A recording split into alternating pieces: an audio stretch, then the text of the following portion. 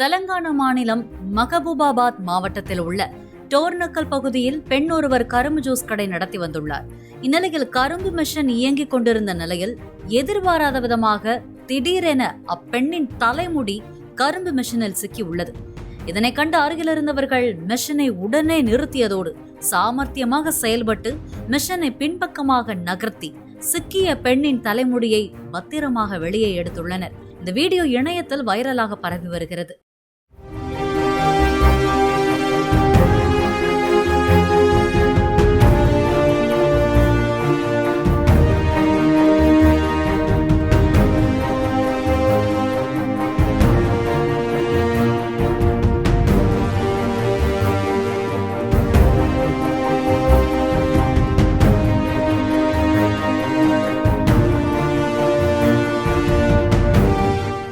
Play store மற்றும் app ஸ்டோரில் இருந்து பாலிமர் செயலியை QR கோடு மூலம் பதிவிறக்கம் செய்யுங்கள். செய்திகளை உடனுக்குடன் பெறுங்கள்.